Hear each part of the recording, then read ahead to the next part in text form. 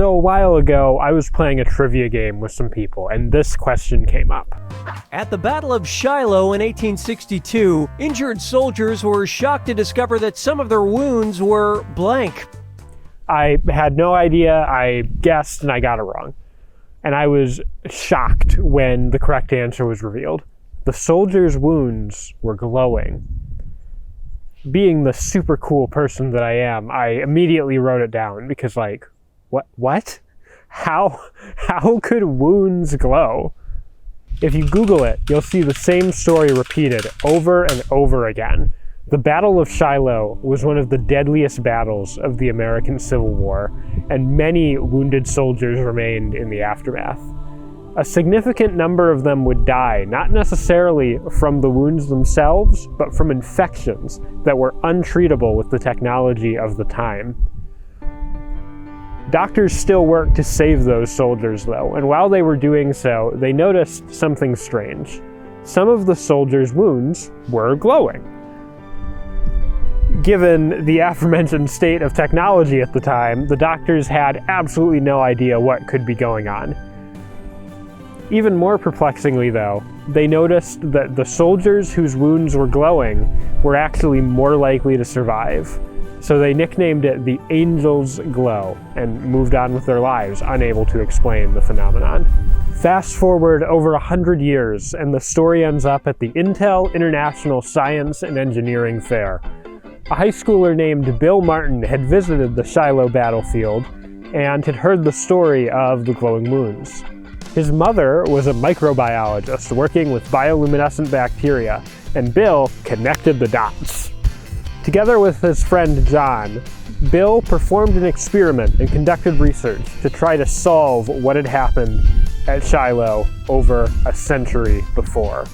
Their theory is that the glowing wounds were caused by a bioluminescent bacteria called P. luminescens. And no, I am not sure that I'm saying that right, it is spelt like this.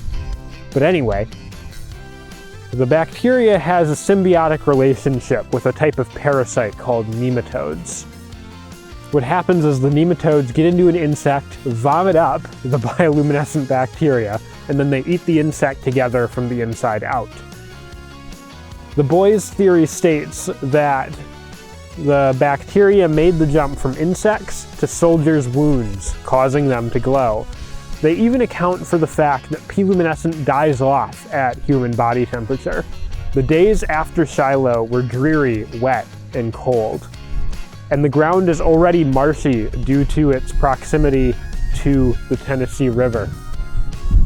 A normal human body wouldn't be hospitable to the bacteria, but one that is hypothermic from laying in the dirt wounded could be.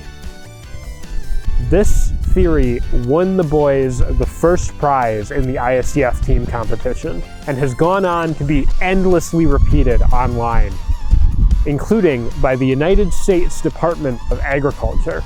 The problem is that the story is wrong. Of course, not everything I just told you is wrong. Bill and John really did enter a project on glowing wounds at the 2001 ISCF, and they really did win a $3,000 prize.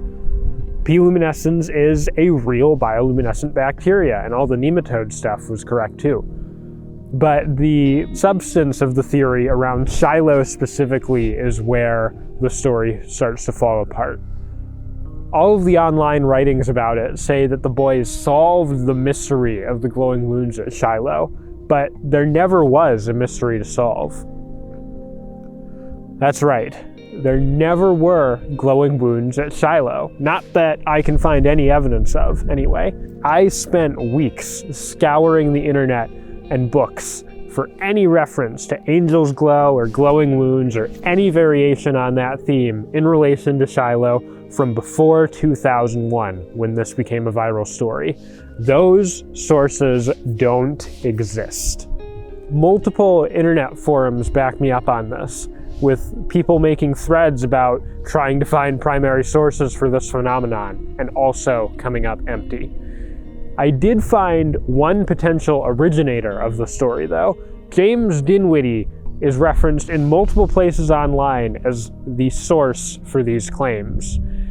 They say he was a surgeon who was stationed at Shiloh and who treated soldiers with glowing wounds and wrote about them in letters to his wife. There's nothing there either, though. There were multiple soldiers who fought in the Civil War with that name, but I can't even verify that any of them were at Shiloh, let alone that one of them was a medic who wrote about glowing wounds in letters to his wife. There is absolutely no evidence that there were glowing wounds at Shiloh. In fact, there's pretty conclusive evidence to the contrary. There is now a national military park on the Shiloh battleground, and in 2014, they disavowed this story as a myth. There is no reason to believe that anyone at the Battle of Shiloh had glowing wounds. That doesn't mean that nobody has ever had a glowing wound, but it does mean that we should stop talking about them in relation to Shiloh. Perhaps the condition happened in World War I in the trenches of Europe, as the Shiloh Post and some other sources suggest, but I can't find any evidence of this either. What I can find evidence of is the existence of glowing wounds. The Shiloh Post makes reference to a document from 1821, long before World War I or even the Battle of Shiloh. That 1821 document was actually originally published in the French Dictionary of Medical Science a year earlier, but I'm referring to the English translation because I do not speak French. It's written by a Baron Percy in the third person for some reason, which is weird, but okay, who claims to have treated over 1 million wounded in 25 years of service. Talking about glowing wounds, he specifically mentions a soldier he treated at the Siege of Mannheim, whose wounds glowed for almost a week. Now, there are some problems with this source, but what it does prove is that there were at least rumors of glowing wounds going all the way back to the beginning of the 1800s. Pretty much every modern source talking about glowing wounds references this document, if they provide any references. I have no way of seeing Bill and John's Science Fair project from 20 years ago, but they probably referenced it too. Another modern paper that references this source was published in Applied and Environmental Microbiology in 1989, and it's titled Growth and Luminescence of Xenohabdus luminescens from a Human Wound. Yeah, so Bill and John weren't the first to explore the possibility of P luminescence causing human wounds to glow. Okay, the paper's about Xenohabdus luminescens, but that's the same thing. The name just changed in the time between the Science Fair project and this paper. The researchers come to many of the same conclusions of the boys, though I will note that they differ in one important regard. The boys, remember, found that the bacteria dies off at human body temperature, and they had to explain how hypothermic soldiers could have been a growth vessel for the bacterium. The paper actually concludes that the bacteria can grow and survive at normal human body temperature, contradicting the boys' results. The researchers go on to speculate that perhaps some strains of this bacteria evolved to live in warm-blooded mammalian hosts, possibly giving an explanation for Baron Percy's glowing wounds, where there were presumably not any nematodes in the city. Then again, it was the late 1700s, or early 18, I don't remember.